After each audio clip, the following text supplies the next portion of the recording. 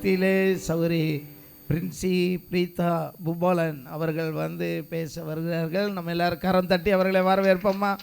அவங்களும் ஒரு ஆசிரியர் பணி செய்கிறவர்கள். இந்து குடும்பத்தில் இருந்து ரட்சிக்கப்பட்டு கர்த்தரையும் ஒரே நேரம் பிடிச்சிக்கிட்டாங்க, கணவனையும் ஒரே நேரம் பிடிச்சிக்கிட்டாங்க. ஆண்டவருக்கு மகிமை உண்டாவதாக. Praise the Lord. எல்லாரும் ஒரு நிமிஷம் நம்ம வந்து ப்ரேயர் பண்ணலாம்.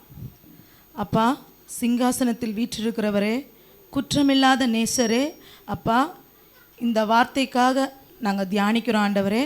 அப்பா நீங்கள் பேசுங்க, நீங்கள் என்ன சொல்ல சித்தமாக இருக்கிறீங்களோ அதை என் மூலமாக சொல்கிறீங்க. ஆமேன் ஆமேன் ஆமேன்.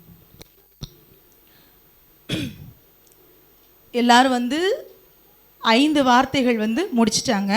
இப்போ நம்ம பார்க்க போகிறது 6வது வார்த்தை, எல்லாம் முடிந்தது அப்படின்னு. பாருங்க, யோவான் 19:30. பின்பு முடிந்தது என்று சொல்லி தலையை சாய்த்து ஆவியை ஒப்பு கொடுத்தார். எஸ், பாருங்க, எல்லாம் முடிந்தது அப்படிங்கிறத மட்டும் நம்ம பார்க்க போகிறோம். ஸோ இப்போ வந்து நம்ம சின்ன பிள்ளைங்களாம் ரொம்ப சந்தோஷமாக இருப்பாங்க. ஏன் தெரியுமா உங்களுக்கு? அவங்களுக்கு எக்ஸாம் முடிஞ்சிருச்சு. அதனால் அவங்கெல்லாம் வந்து இப்போ நம்ம உலகப்புறம் நம்ம கொடுத்த ஒர்க்கில் வந்து நம்ம வந்து முடிச்சிட்டோம் அப்படிங்கிறத ஓகே. ஆனால் உண்மையிலேயே இன்றைக்கி வந்து சந்தோஷமாக இருக்கிறவங்க யாருன்னு பார்த்தீங்கன்னா நம்ம ஸ்டூடெண்ட்ஸ் தான். ஏன்னா எல்லாருக்குமே என்னது எக்ஸாம் முடிஞ்சிருச்சு அப்படின்னு சொல்லிட்டு. ஸோ அவங்க பாருங்கள் எப்படி சந்தோஷமாக இருக்காங்க. அதே மாதிரி தான் இயேசு வந்து என்ன சொல்கிறாரா, பிதாவினுடைய சித்தத்தை வந்து முடிச்சிட்டேன் அப்படிங்கிறதுனால தான் இங்கே நோக்கில் இயேசு இந்த வார்த்தையை சத்தமாக, மகா சத்தமாக எல்லாம் முடிந்தது என்று சொன்னார் அப்படின்னு சொல்கிறாங்க. இதில் வந்து என்னென்னா, இது வந்து ஜெயத்தின் தொனி அப்படியா தான் சொல்கிறாங்க. ஏன் அப்படின்னா, இப்போ எல்லாருடைய வாழ்க்கையிலையும் வந்து இப்போ ஒரு போயம் வந்து ஆல் த வேர்ல்ட்ஸ் த ஸ்டேஜ்னு ஒரு போயம் இருக்குது. அதில் வந்து பார்த்திங்கன்னா ஷேக்ஸ்பியர் எழுதின போயம். அதில் வந்து ஒவ்வொரு ஸ்டேஜாக சொல்லுவாங்க. ஃபஸ்ட்டு வந்து குழந்தை, அதுக்கப்புறம் ஸ்கூல் போகிற பையன், அந்த மாதிரி சொல்லுவாங்க. 30 வயதுக்கு மேலே பார்த்திங்கன்னா ஒரு மெச்சூர்டு பாய், அந்த மாதிரி மெச்சூர்டு மேன் அப்படிங்கிற மாதிரி வரும் அதில். அதே மாதிரி அது வந்து என்னென்னா, நம்ம வந்து மெச்சூர்டாக இருக்கக்கூடிய ஒரு லைஃப், பிகினிங்கான இன்னொரு லைஃப்னு சொல்லுவாங்க. ஆனால் இயேசு கிறிஸ்துவனுடைய லைஃப் வந்து இந்த 33ஆம் வயதில் வந்து முடியுது. அதான் எல்லாம் முடிந்தது அப்படின்னு சொல்கிறாங்க. அப்போ பார்த்தீங்கன்னா அதை வந்து அவர் வந்து எப்படி சொல்லலை, வெற்றியின் குரலாக தான் வந்து என்ன சொல்கிறாரு, தோல்வியின் குரலாக அவர் வந்து நினைக்கல, நம்மளும் நினைக்கல. இந்த வார்த்தையை வந்து இயேசு எப்படி சொல்கிறாருன்னா, வெற்றி முழக்கத்தோடு மகா சத்தமாக ஆர்ப்பரிப்பாக தன் ஊழியத்தை முடித்தார் அப்படிங்கிற மாதிரி இங்கே நோக்கில் பைபிளில் வேத வசனத்தில் நமக்கு சொல்லி இருக்குது. இது வந்து எப்படின்னா, இப்போ நம்ம வேலை பார்த்துட்ருக்கோம், நம்மளோட எஜமானனோ இல்லை வேலை கொடுக்குறாங்க, அதை நம்ம முழுமையாக முடிக்கிறோம் அப்படின்னா ஹாப்பியாக ஃபீல் பண்ணோம். அவர் என்ன சொல்வாரோ நம்ம அப்ரிஷியேட் பண்ணுவாங்களா என்ன அப்படின்னு நம்ம நினைப்போம். இது வந்து நான் என்ன நினைக்கிறேன்னா, ஜீசஸோட ப்ரௌடு மொமெண்ட்டுன்னு நான் நினைக்கிறேன் நான். ஏன்னா அப்படின்னா, பிதா கொடுத்த விஷயத்தை வந்து அவர் முற்றிலும் முடித்துட்டாரு அப்படின்னு நம்பி தான் அவர் எல்லாம் முடிந்தது அப்படின்னு வந்து சொல்கிறாரு. இதை வந்து கிரேக்க மொழியில் வந்து சொல்லியிருக்கிறாங்க எப்படின்னா, டெட்டலஸ்டாய் அப்படின்னு சொல்லியிருக்கிறாங்க. அதுக்கு வந்து என்ன மீனிங்னா, முற்றிலும் நிறைவு செய்தல், டு பிரிங் அன் எண்ட் அப்படின்னு அர்த்தமா. இதை எபிரேயரில் வந்து நிஷலாம் அப்படின்னு சொல்கிறாங்க. அடுத்து சில பிரதியில் வந்து குலா அப்படின்னு கூட சொல்கிறாங்க. இதில் வந்து என்ன நான் சொல்ல வரேன்னா, எல்லாம் முடிந்ததுன்னு சொல்லிட்டாங்க, எல்லாம் முடிஞ்சிருச்சு. அதை எப்படியெல்லாம் சொல்கிறாங்க என்ன? ஏன்னா இயேசு கிறிஸ்து வந்து மனிதனாக தான் பிறந்திருக்கிறார், நம்மளை மாதிரி தான் பிறந்திருக்கிறார். அப்போ அவர் நம்மளை மாதிரி இருக்கும்போது அவர் என்னெல்லாம் வந்து செஞ்சுருப்பார் அப்படின்னு நமக்கு வந்து சிந்திக்க வைக்கிது. எப்படின்னா, நமக்கும் அவருக்குள்ள வித்தியாசம். மனுக்குலம் முடிக்க முடியாததை, மனிதன் எப்போதும் செய்ய முடியாததை இயேசு கிறிஸ்து தமது சிலுவை மரணம் மூலம் செய்து முடித்தார் அப்படின்னு சொல்கிறாங்க. இப்போ இதில் வந்து என்னென்னா, ஃபஸ்ட்டு நம்ம வந்து எப்படி பார்க்க போகிறோன்னா, இயேசு கிறிஸ்து வந்து எப்படி சொல்கிறதுன்னா, ஒரு பயங்கரமான ஆள். அது எப்படின்னா, அவருடைய வார்த்தை வந்து எப்படிப்பட்ட வார்த்தை பார்த்தீங்கன்னா, அவருடைய வார்த்தையெல்லாம் நீங்கள் கேட்டிங்கன்னு வச்சுக்கோங்களேன், ரொம்ப ப்ரீஃபாக கிளியராக இருக்கும். ரொம்ப கிளியராக சொல்லிடுவார். சின்ன வார்த்தை, நான்லாம் கொஞ்சம் வளவலன்னு பேசுகிற ஆள். ஆனால் வந்து இயேசு கிறிஸ்துவை பார்த்து நிறைய விஷயம் தெரிஞ்சுக்கலாம். எப்படின்னா, சொல்ல வேண்டிய வார்த்தையை நெத்தி பொட்டில் அடித்த மாதிரி பக்காவாக சொல்லிடுவார். அது வந்து எப்படி இங்கிலீஷில் ஸ்பெல் பவுண்டு, அதாவது வாயடைச்சு போயிடுவோம். நம்மலாம் கேட்டோன்னா எப்படின்னா வாயடைச்சு போயிடுவோம் அப்படிங்கிற மாதிரி. அதில் பார்த்தீங்கன்னா எப்படியெல்லாம் வந்து அவர் நினைக்கிறாரு அப்படிங்கிறத நம்ம பார்க்கலாம். இப்போ அந்த கிராஸில் இருக்கும்போது அவர் டெட்டலஸ்டாய்னு சொல்கிறாரு. அதாவது நான் சொல்கிறேன்ல, எல்லாம் முடிந்தது அப்படின்னு ஒரு சின்ன வார்த்தை தான், எல்லாம் முடிந்ததுன்னு சொல்கிறாரு. இப்போ நம்ம சொல்லும்போது எல்லாம் முடிந்தது பல பல விஷயங்களை நம்ம சொல்லுவோம். ஆனால் அவர் என்ன கோணத்தில் சொல்லியிருக்கிறாரு அப்படின்னா, இப்போ வந்து நமக்கு வந்து போராட்டங்கள் நிந்தைகள் எல்லாம் இருந்துக்கிட்டே இருக்குது, நம்மளும் போராடிட்டே இருக்கோம். ஆனால் இயேசு கிறிஸ்து வந்து சோதனைகளை மனிதனாக இருக்கும்போது ஜெயித்தார் அப்படின்னு சொல்கிறாங்க. இதை என்ன முடிந்தது அப்படின்னா, மீட்பின் திட்டம் நிறைவேறி முடிந்தது அப்படின்றாங்க. ஸோ ஆதியாகமம் 3:15 பார்த்தீங்கன்னா, ஸ்திரீயின் வித்து வந்து அந்த ஆதாம் ஏவாள் வந்து அந்த ப்ராப்ளம் ஆச்சு. அதுக்கப்புறம் என்ன, ஸ்திரீயின் வித்து இவர் பரிசுத்தம் ஆகணும் அப்படிங்கிறதுக்காக ஒரு ஸ்திரீயின் வித்திலிருந்து இவர் வந்தார். மீட்பை சம்பாதிக்க வேண்டும் என்பதே அவருடைய நோக்கம். அது வந்து அங்கனக்குள்ள வந்து திட்டம் வந்து நிறைவேறிற்று அப்படின்றாங்க. அதுக்கப்புறம் சாத்தான் தலையை நசுக்கினார். எப்பயுமே இப்போ மனிதனாக இருக்கும்போது நமக்கு பிரச்சனைகள் வருதுல, அதே மாதிரி ஏசப்பாக்கும் பல பிரச்சனைகள் வந்தது, பல சோதனைகள் வந்தது, பல நிந்தைகள் வந்தது, எல்லாமே வந்தது. யார் மூலமாக? சாத்தான் மூலமாக. ஆனால் வந்து சாத்தானை வந்து அவர் என்னென்ன பண்ணார் அப்படின்னு பார்த்தீங்கன்னா, தலையை நசுக்கினார், அதட்டினார், எல்லாமே வந்து ஏசப்பா வந்து என்ன செஞ்சார்னா செஞ்சார். அது போல் பார்த்துக்கோங்க. இப்போ வந்து இயேசு நம்ம வந்து மீட்பின் திட்டம் நிறைவேறிற்று அப்படின்னு சொல்லும்போது, இரத்தம் சிந்துதல் இல்லாமல் பாவ மன்னிப்பு இல்லை அப்படிங்கிறது. நம் பாவத்திற்கு இயேசு வந்து என்ன பண்ணார்னா, இரத்தம் முழுவதும் வெளியேறிதான் அவர் வந்து மீட்பின் கிரியமாய் நமக்கு வந்து இருந்தார் அப்படின்றாங்க. இப்போ சகேரியா 13:1 வாசிங்க. சகேரியா 13:1.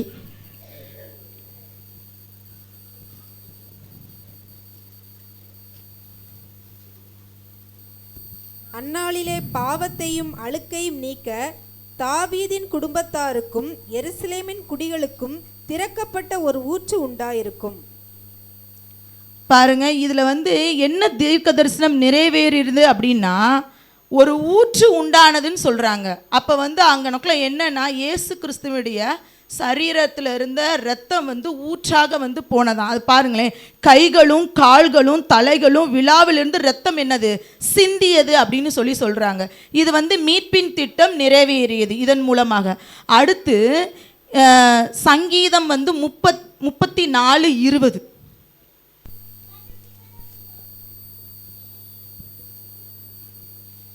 அவனுடைய எலும்புகளையெல்லாம் காப்பாற்றுகிறார், அவைகளில் ஒன்றும் முறிக்கப்படுவதில்லை.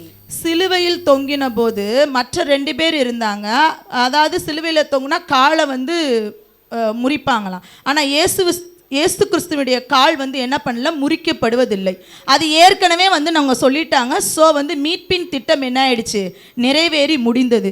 இதிலிருந்து நம்ம என்ன சொல்கிறோம்னா, நம்மளுடைய பாவ சாபம் வியாதி துக்கம் பிசாசில் ஏற்படுகிற கட்டுக்கள் இது எல்லாமே வந்து இயேசு கிறிஸ்து சிலுவையிலே எல்லாத்தையும் முடித்து விட்டார். மீட்பின் திட்டம் வேத வசனம் மூலமாக நிறைவேறப்பட்டது, நிறைவேற்றி முடிந்தது அப்படின்னு சொல்கிறாங்க. அடுத்து வந்து தேவனின் திட்டம், காட்ஸ் பிளான். அதாவது தேவன் வந்து என்ன திட்டம் வந்து வச்சிருக்கிறாரு அப்படிங்கிறத முதலையே வந்து சொல்லிட்டாங்க. அதைத்தான் நிறைவேறி முடிந்தது அப்படின்றாங்க. இது வந்து ஓகே, வெளிப்படுத்துதல் 13:8. வெளிப்படுத்துதல் விசேஷம் 13:8. உலக தோற்றம் முதல் அடிக்கப்பட்ட ஆட்டுக்குட்டியினுடைய ஜீவ புஸ்தகத்தில் பேரெழுதப்பட்டிராத பூமியின் குடிகள் யாவரும் அதை வணங்குவார்கள். பாருங்க, உலக தோற்றம் முதல் அப்படின்னு சொல்லிட்டாங்க. நம்ம வந்து இப்போ வந்து 2000 இயர்ஸ்க்கு முன்னால் நம்ம பேசிகிட்டு இருக்கோம். ஆனால் உலகம் தோன்றதுக்கு முன்னாலேயே இந்த வார்த்தை வந்து என்ன செஞ்சிருச்சு, வந்துருச்சு. அப்போ வந்து இயேசு கிறிஸ்து அவருடைய தேவனுடைய டைம் லைனில், அதாவது தேவனுடைய கால அட்டவணையில் வந்து அவர் வந்து சொல்லிட்டார், இயேசு கிறிஸ்து நமக்காக வருவார் அப்படின்னு சொல்லிட்டாரு. ஆதியாகமம் 3:15.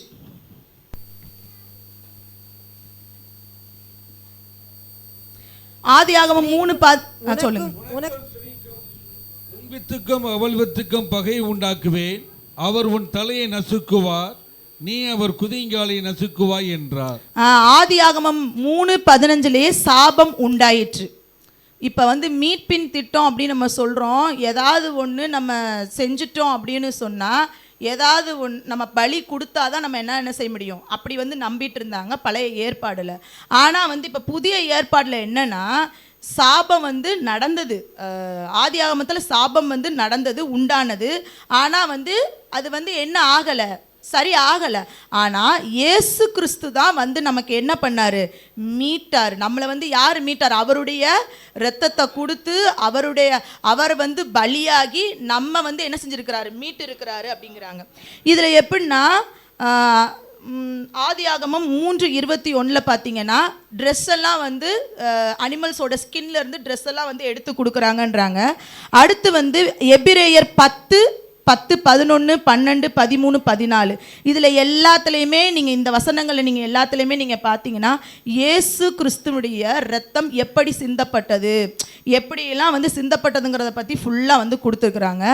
அடுத்து இது வந்து என்ன ஆகுதுன்னா, வேத வாக்கியம் நமக்கு நிறைவேறியது. வேத வாக்கியத்தில் ஆல்ரெடி வந்து என்ன பண்ணிட்டாங்க, இது எல்லாமே மென்ஷன் பண்ணிட்டாங்க.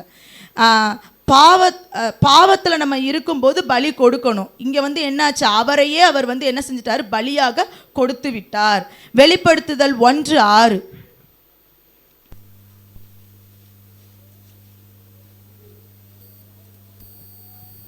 தம்மிடத்தில் அன்பு கூர்ந்து தமது இரத்தத்தினாலே நம்முடைய பாவங்களற நம்மை கழுவி தம்முடைய பிதாவாகிய தேவனுக்கு முன்பாக நம்மை ராஜாக்களும் ஆசாரியர்களும் ஆக்கின அவருக்கு மகிமையும் வல்லமையும் என்றென்றைக்கும் உண்டாயிருப்பதாக. ஆமேன். அல்லேலூயா. பாருங்களேன், வெளிப்படுத்துதல் 1:6 வந்து எப்படி சொல்கிறாங்கன்னா, நம்ம வந்து பாவம் ஆனால் வந்து நம்மளை வந்து அவர் வந்து பலியாகி நம்மளை வந்து நீதிமான்கள் ஆக்கிட்டாங்கன்னு சொல்கிறாங்க. Jesus had done everything for us. நமக்காக எல்லாத்தையும் அவர் வந்து என்ன சிலுவையில் என்ன செஞ்சிட்டாரு, செய்து முடிச்சிட்டாரு. நம்மளுடைய மதிப்பை கூட்டி இருக்கிறார். நம்ம எப்படி இருந்தோம்னா பாவியாக இருந்தோம், என்னென்ன சேட்டை செய்கிறோமோ எல்லா சேட்டையும் செஞ்சுருப்போம், என்னென்ன செய்யக்கூடாதோ எல்லாமே பண்ணியிருப்போம். ஆனால் அதெல்லாம் வந்து ஒரு குற்றமில்லாமல் நம்ம வந்து குற்றமில்லாமல் இருக்கணும், பிதாவிடத்துல நம்ம போகும்போது நம்ம வந்து குற்றமில்லாத ஒரு மனிதனாக இருக்கணுங்கிறதுக்காக அவர் பலியாகி அவர் இரத்தம் சிந்தி நம்மளை வந்து மீட்டு கொண்டார். நம்மளுடைய அதுவும் வந்து எப்படின்னா, நம்மளை ஒரு பெஸ்ட்டான ஒரு பர்சனாக வந்து கொண்டு போகிறார், மதிப்பு கூட்டப்படுகிறது. அந்த இது வந்து வேத வாக்கியம் நிறைவேறியது. அடுத்து வந்து பழைய ஏற்பாட்டிலையும் சரி புதிய ஏற்பாட்டிலையும் சரி விசுவாசிச்சா மட்டும்தான் நம்ம மீட்டு கொள்ளப்படுவோம் அப்படின்னு சொல்லுது. அடுத்து வந்து வேத வாக்கியம் மத்தேயு 1:21 அவள் ஒரு குமாரனை பெறுவாள், அவருக்கு இயேசு என்று பெயரிடுவாயாக, ஏனெனில் அவர் தமது ஜனங்களின் பாவங்களை நீக்கி அவர்களை ரட்சிப்பார் என்றான்.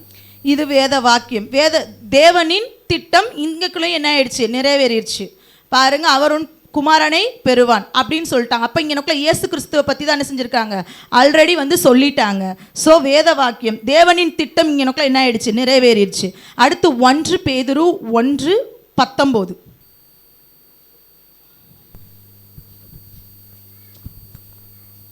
குற்றமில்லாத மாசற்ற ஆட்டுக்குட்டியாகிய கிறிஸ்துவின் விலையேறப்பட்ட இரத்தத்தினாலே மீட்கப்பட்டீர்கள் என்று அறிந்திருக்கிறீர்களே. பாருங்க, குற்றமில்லாதவர், அவர் வந்து ஒரு குற்றமும் செய்யாதவர். நம்ம செய்த குற்றத்திற்காக அவர் வந்து என்ன ஆயிட்டாரு, பலி ஆயிட்டாரு. அதை நம்ம நினைவு கொள்ளணும். ஒவ்வொரு முறையும் நம்ம தப்பு செய்யும் போது நம்ம நினைக்கணும், ஏசப்பா வந்து நமக்காக தான் என்ன பண்ணியிருக்கிறாரு, சிலுவையில் வந்து அறையப்பட்டார் அப்படிங்கிறத நம்ம நினைக்கணும். தப்பு செய்யக்கூடாது. இதுவும் வந்து தேவனின் திட்டம், காட்ஸ் பிளான் தான் இதுவும். இது எல்லாமே வந்து நமக்கு பைபிளில் முன்னரே வந்து என்ன ஆயிடுச்சு, நிறைவேறி முடிந்தது. முன்னரே தீர்க்க தரிசனமாக சொல்லப்பட்டது, அது வந்து நிறைவேறி முடிந்தது. அடுத்து வேதனை முடிந்தது. பெயின், அதாவது வந்து நம்ம சரீர ரீதியாக நம்ம சொல்லணும் அப்படின்னு சொன்னால், அடிக்கப்பட்டார். சிலுவையில் அடிக்கப்படும் போது எப்படி நம்ம சும்மா லேசாக அடித்தாலே வந்து நம்ம அழுதுறோம். சில பிள்ளைங்க அழுதுருவாங்க, சில பேர் ரொம்ப வந்து வருத்தப்படுவாங்க, இதெல்லாம் இருக்கும். ஆனால் அது வந்து எப்படி ஒரு வழின்னு வந்து நான் சொல்லி உங்களுக்கு தெரியணும் அவசியம் கிடையாது. நீங்கள் நிறைய படத்தில் பார்த்துருப்பீங்க எப்படி ஒரு வழியை வந்து அவர் அனுப்பிச்சிருப்பாரு அப்படின்னா, he suffered a lot on the cross. அதாவது என்ன, ரொம்ப வந்து பாடு அவருக்கு. கையில் வந்து அடிச்சிருக்கு. இதில் வந்து எப்படின்னா 16 லிட்டர் ரத்தம் வந்து வெளியேறிதான், 150 காயங்கள் இருந்ததான், 17 முட்கள். இது வந்து எவ்வளோ நேரம், 17 hours வந்து அவர் வந்து தவிச்சிருக்கிறார் அந்த வழியில், பாருங்களேன். அப்போ மத்தேயு 27:38, மத்தேயு 27:38.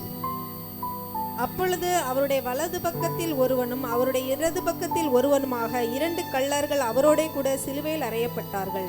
பாருங்க, அவங்க 2 பேரும் குற்றம் செய்தவர்கள், அவங்க சிலுவையில் அறையப்பட்டாங்க. ஆனா வந்து இவர் என்ன செஞ்சாரு? ஸோ வந்து இவரும் வந்து அறையப்பட்டிருக்கிறாரு. பாருங்க 27:35 மத்தேயு. அவரை சிலுவையில் அறைந்த பின்பு அவர்கள் சீட்டு போட்டு அவருடைய வஸ்திரங்களை பங்கிட்டு கொண்டார்கள். என் வஸ்திரங்களை தங்களுக்குள்ளே பங்கிட்டு என் உடையின் பேரில் சீட்டு போட்டார்கள் என்று தீர்க்கதரிசியால் உரைக்கப்பட்டது நிறைவேறும்படி இப்படி நடந்தது. பாருங்க, நம்ம இப்பெல்லாம் பார்த்தீங்கன்னா பிள்ளைங்களை திட்டுனாலே வந்து, நான் டீச்சராக இருக்கிறனால சொல்கிறேன், திட்டுனாலே வந்து பேரண்ட்ஸ் வந்துடுவாங்க. ஆனால் பாருங்க, இங்கனுக்குள்ளே என்னென்ன பண்ணாங்களா, சீட்டு போட்டு பார்த்துக்காங்க, அடுத்து ட்ரெஸ்ஸை வந்து ரிமூவ் இது என்னென்ன அவர் பாடுகள் வந்து அந்த இடத்துல அனுபவிக்கணுமோ எல்லாமே அனுபவிச்சு முடிச்சிட்டாரு. யாருக்காக? நமக்காக. இயேசு நமக்காக எல்லாவற்றையும் இழந்தார் அப்படிங்கிறது தான் இங்கே நோக்கில் வந்து மொத்தமாக ஒரு ஒரு ஒரு ஒரு சென்டென்ஸை சொல்லணும்னா அதான், இயேசு நமக்காக எல்லாவற்றையும் இழந்தார். ஏசாயா 50:6.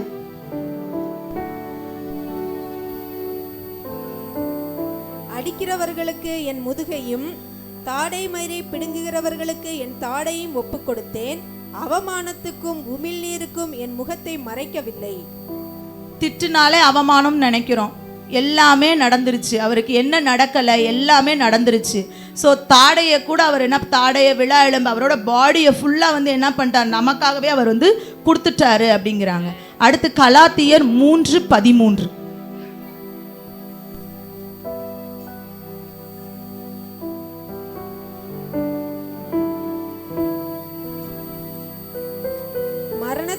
மரத்திலே தூக்கப்பட்ட எவனும் சபிக்கப்பட்டவன் என்று எழுதியிருக்கிறபடி கிறிஸ்து நமக்காக சாபமாகி நியாயப்பிரமாணத்தின் சாபத்திற்கு நம்மை நீங்களாக்கி மீட்டு கொண்டார். பாருங்க, நம்ம செய்த தப்புக்கு அவருக்கு வந்து பனிஷ்மெண்ட் வந்து கொடுக்கப்பட்டது அப்படின்னு சொல்லி இந்த சென்டென்ஸ்ல வந்து நம்ம புரிந்து கொள்றோம். அடுத்து வந்து ரோமர் 5:8, 9, 10. ரோமர் 5:8, 9, 10. நாம் பாவிகளாய் இருக்கையில் கிறிஸ்து நமக்காக மரித்ததினாலே தேவன் நம்மேல் வைத்த தமது அன்பை விளங்க பண்ணுகிறார். பாருங்க, நம்ம பாவிகளா இருக்கையில், நம்ம வந்து பாவி. அடுத்தது இப்படி நாம் அவருடைய இரத்தத்தினாலே நீதிமான்கள் ஆக்கப்பட்டிருக்க, நம்ம அவருடைய இரத்தத்தினால் நம்ம என்ன ஆயிருக்கோமா, நீதிமான்கள் ஆக்கப்பட்டிருக்கிறோம். நம்ம பாவி, அதனால. அடுத்து கோபாக்கினைக்கு நீங்களாக அவராலே நாம் ரட்சிக்கப்படுவது அதிக நிச்சயமாமே. நாம் தேவனுக்கு சத்துருக்களாய் இருக்கையில் அவருடைய குமாரனின் மரணத்தினாலே அவருடனே ஒப்புரவாக்கப்பட்டோமானால், ஒப்புரவாக்கப்பட்ட பின் நாம் அவருடைய ஜீவனாலே ரட்சிக்கப்படுவது அதிக நிச்சயமாமே. பாருங்க, நம்ம சத்துரு, நம்ம பாவி, இது எல்லாமே யாரால வந்து முடிக்கப்பட்டது அப்படின்னு பார்த்தீங்கன்னா இயேசு கிறிஸ்துவினால. சிலுவையில் அவர் நமக்காக தொங்கினதுனால இது எல்லாமே முடிக்கப்பட்டது. நம்ம வந்து நீதிமான்கள் ஆக்கப்பட்டிருக்கோம். நம்ம வந்து பிதாவிடத்தில் போய் சேர்றதுக்கு அவர் வந்து என்ன செஞ்சிருக்காரு, சிலுவையில் மரித்திருக்கிறாரு, 3ஆம் நாள் எழுந்தும் இருக்கிறாரு அப்படிங்கிற நம்ம தெரிஞ்சுக்கணும். அடுத்து எபிரேயர் 12:2.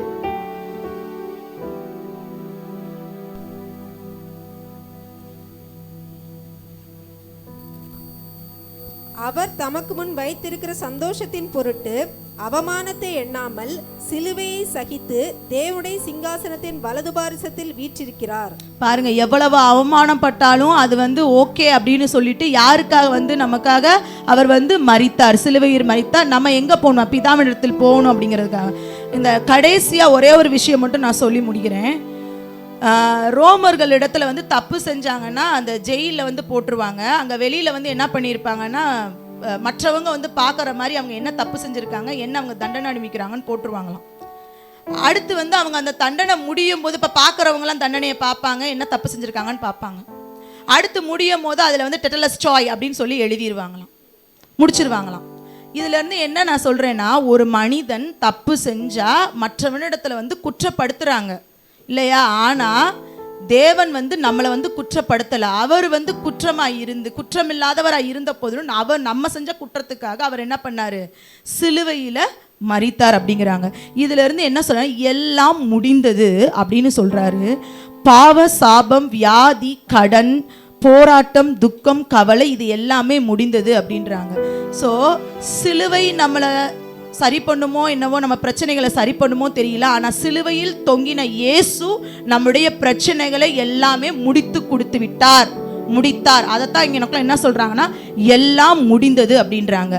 நீங்கள் என்ன உங்கள் ப்ராப்ளம்ஸை பார்க்காதீங்க, சிலுவையில் தொங்குன இயேசுவை பாருங்க. அவர் நம்மளுடைய சாபத்தை முடிச்சிட்டாரு, அவரோட பாவத்தை முடிச்சிட்டாரு. எல்லாம் முடிந்தது அப்படின்னு இயேசு இங்கே நமக்கு இது எல்லாமே வேத வாக்கியத்திலிருந்து நிறைவேறியது, தீர்க்க தரிசனம் நிறைவேறிச்சு. அல்லேலூயா. கரங்களை தட்டி கர்த்தரை மகிமைப்படுத்துவோமா? எனக்காகவே யாவையும்